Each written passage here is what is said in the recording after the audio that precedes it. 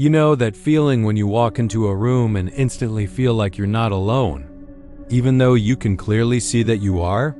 Your chest tightens, the air feels heavier, and for no logical reason, every instinct in your body tells you to leave. What if I told you that feeling isn't imagination? What if something really was watching you, waiting for the moment you noticed it? This happened to me a few years ago, and even now, talking about it still makes my hands shake. I never believed in evil spirits. I believed in stress, exhaustion, overthinking. But that night changed everything I thought I knew about reality. And once you hear this, you might start questioning your own experiences too. Before I go any further, if stories about real encounters with the unknown interest you, make sure you like this video and subscribe to Nightmare Chronicles. It really helps the channel grow, and trust me, you don't want to miss what's coming next. It started when I moved into an old rental house on the edge of town. Nothing dramatic about it. Cheap rent, quiet area, and just far enough away from traffic noise. The landlord mentioned the house had been empty for a while, but people move all the time, so I didn't think much of it. The first few nights were normal, quiet. Almost too quiet, but I brushed it off as adjusting to a new place. On the fourth night, I woke up around 3 a.m. with a strange pressure on my chest. Not like sleep paralysis, I could move. I could sit up, but the air felt thick, like it didn't belong in my lungs. That's when I noticed the smell. A damp, rotten scent, like wet soil mixed with something burnt. The room was dark, but darker than it should have been. Even the moonlight coming through the window looked muted, like it was being swallowed. I told myself I was tired, that my brain was playing tricks on me. I reached for my phone, and the moment the screen lit up, the smell vanished. The pressure lifted. Everything felt normal again. I laughed it off and went back to sleep, but it didn't stop there. Over the next week, small things started happening. Footsteps above me when I was home alone. Whispers that stopped the moment I focused on them. Doors I knew I'd locked, slightly open when I came back from work. And every single time, that same smell would appear first, like a warning that something was about to happen. One night, I decided to set up my phone to record audio while I slept. I didn't even know what I expected to catch, but I needed proof that I wasn't losing my mind. The next morning, I listened to the recording. For the first few hours, there was nothing.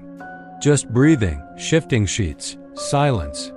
Then, at exactly 3:07 a.m., my breathing stopped for a few seconds, and something else took its place. A low voice, not loud, not clear, but close. So close it sounded like it was right next to my ear. It didn't say words at first, just a slow, uneven breathing that wasn't mine. Then came the whisper, my name, perfectly pronounced. The way only someone who knows you would say it. I didn't sleep in the house that night. The next day, I confronted the landlord. I asked about the house's history. At first, he avoided the question. Then he sighed and admitted that the previous tenant had passed away there. Not peacefully. He said the man had claimed something followed him. Something that spoke to him at night. Something that didn't like being ignored. Most people would have left immediately.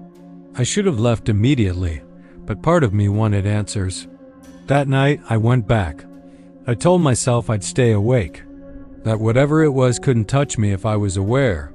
Around midnight, the house felt colder. Not temperature-wise. It was like warmth itself had been drained out of the walls. The lights flickered, and that smell returned stronger than ever. Then I heard it. A slow dragging sound, like something being pulled across the floor above me. I stood frozen, heart pounding, staring at the ceiling.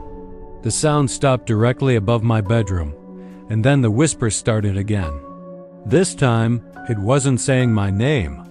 It was repeating a phrase over and over, softly, almost patiently. You can see me now. I don't remember deciding to look. I just did.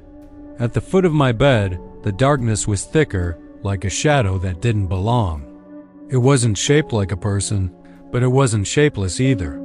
It moved wrong, like it was struggling to exist in our world. The air around it warped, and the smell made my eyes burn. I couldn't scream. I couldn't move. And then it leaned closer. I felt something cold brush my ankle, and suddenly the pressure returned, stronger than before. My ears rang. My vision blurred. And just before I blacked out, I heard it clearly for the first time. Not whispered, spoken. Don't pretend you don't feel me. I woke up on the floor in daylight. I moved out that same day. I didn't pack properly. I didn't look back. I slept on friends' couches, cheap motels, anywhere but that house. But here's the part that still haunts me. For weeks after I left, I would randomly smell that same damp, burnt scent. In completely different places. My car, the grocery store, my bedroom in a new apartment. And sometimes late at night, just as I'm about to fall asleep, I still hear it. Not loud, not clear. Just close enough to remind me that some doors, once opened, never fully close. If you've ever experienced something similar, or if this story reminded you of a moment you still can't explain, leave a comment below. I read every single one, and you're not alone in this. And if you think someone you know would find this story unsettling, share this video with them. You never know whose experience might finally make sense. This is Nightmare Chronicles, and some stories don't end when the lights turn on. They just wait for you to notice them again